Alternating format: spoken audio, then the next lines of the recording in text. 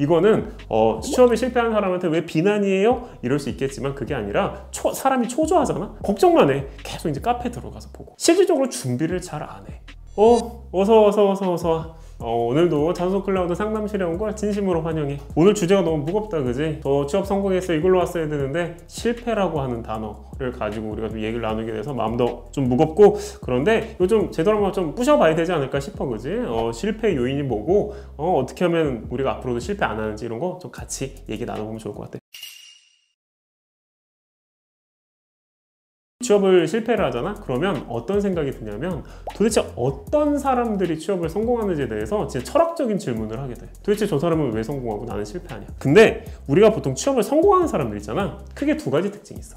그게 첫 번째 뭐냐면 자기 객관화가 되게 잘 돼 있어. 그게 뭐냐면 내가 가지고 있는 현실적인 스펙, 내가 지금 실질적으로 어필할 수 있는 역량들, 그리고 내가 실제로 업무를 했을 때 어떤 걸 잘할 수 있는지에 대해서 너무너무나 객관화가 좀 잘 돼 있고, 그렇다 보니까 뭐가 되냐면 리밋 설정을 잘해.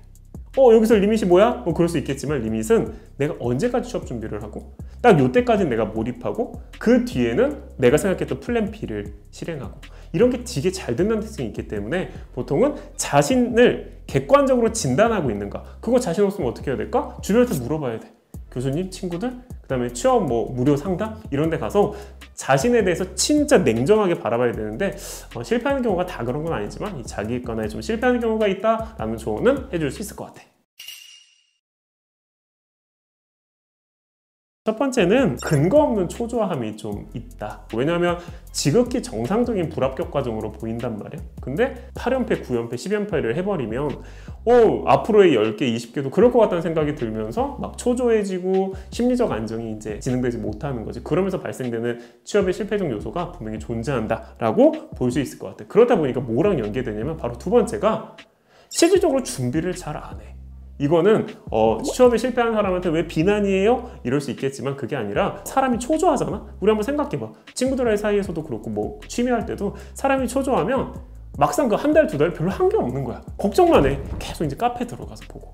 그러다 보니까 다른 사람의 합격, 불합격 사례를 본다거나 나는 이미 저게 아닌데 어떡하지라는 근본적인 문제를 계속 가지는 거. 이게 취업을 실패하는 사람들이 일단 기본적으로 가진 요소라고 생각해. 이거는 심적으로 내가 다 공감하고 나도 그 과정을 거쳤지만 좀 성공과 실패 요소를 보면 결국은 이런 차이가 좀 있다라고 볼 수 있을 것 같아.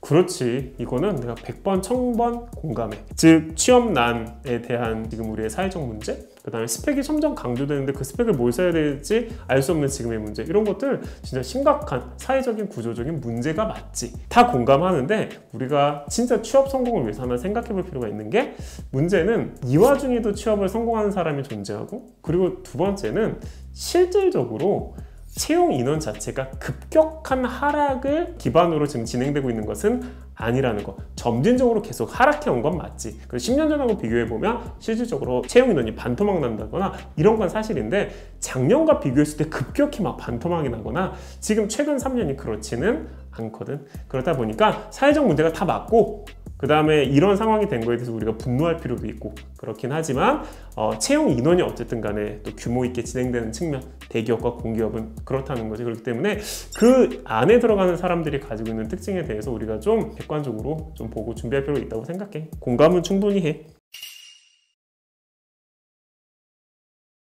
그치, 이건 되게 지극히 정상적인 고민 과정이라고 볼 수 있어.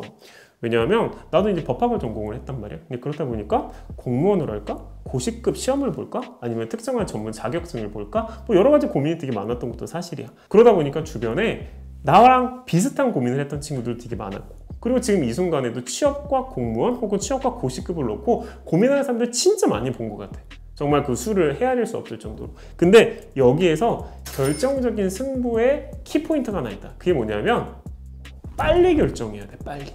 최대한 빨리 결정해서 공무원을 내가 언제부터 하는 거고, 나는 공무원을 하는 거고, 아니면 6개월만 내가 리밋을 딱 정해서 진행한 다음에 내가 여기까지 안 되면 공무원 준비를 하는 건지, 정확한 기간 설정, 그리고 빨리 의사결정을 해야 되지.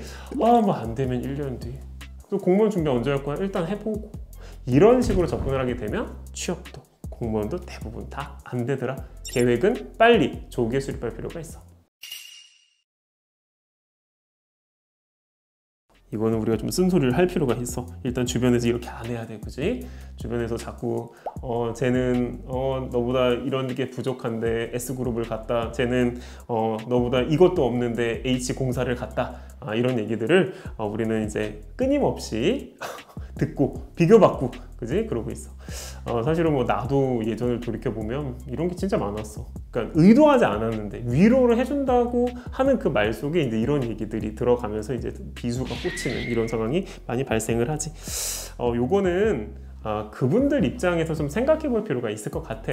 그러니까 우리한테 어쨌든 간에 이분들이 1차적으로 어쨌든 걱정을 해주시는 상태에서 나오는 거고, 거기에서 이제 뭔가 비교나 압박이 있는 경우이기 때문에 일단 첫 번째는 그 사람들을 선의로 이해할 필요가 있고, 이게 일단 심정적으로 보면. 그리고 두 번째는 있잖아, 이거를 기술적으로 이겨내려면 되게 명확한 액션 플랜에 대해 설명할 수 있어야 돼. 야, 너 지금 이런데 이렇게 제대로 할 수 있겠어? 했을 때 엄마, 제가 생각하는 앞으로 14개월이 이렇게 구성될 것 같아요. 저는 최악의 버전, 그 다음에 제가 생각하는 예상 버전, 그 다음에 생각보다 잘 풀렸을 버전, 이렇게 가지고 있기 때문에 뭐 비교해주는 것도 좋고 걱정해주는 것도 좋은데 믿고 좀 맡겨달라가 돼야 사실 취업 준비를 잘하고 있는 거기도 하거든. 그래서 굉장히 구체적인 액션 플랜 ABC에 대한 준비가 사실은 필요하다라고 볼 수도 있지. 우리가 어쨌든 취업의 성공이라고 하는 이 어떤 열매에 대한 얘기를 한다면, 어쨌든 취업을 성공하는 그 모델을 내가 어느 정도 충족시킬 수 있을까에 대해서 스스로를 좀 객관적으로 바라보고, 그렇다 보면 목표치가 정확하게 조정이 되고, 목표치가 조정이 되면 그에 따른 원래 액션 플랜이 수립되기 마련이야. 그래서 나 자신을 객관적으로 바라보는 것에서부터 시작을 했으면 좋겠다라는 조언을 꼭 하고 싶고, 뭐 그렇게 하다 보면 아마 최고 수준의 목표에 다가갈 수 있을 것이라고 생각해. 오늘도 좀 도움이 되었길 바라고, 어떻게 보면 지금 나 말고도 정말 많은 우리 해커자 선생님들이 얘기를 하고 있단 말이야. 참고하고 또 참고해서 취업을 성공하면 좋을 것 같아. 그러면 나는 여기서 가도록 할게. 다음에 또 만나자. 안녕.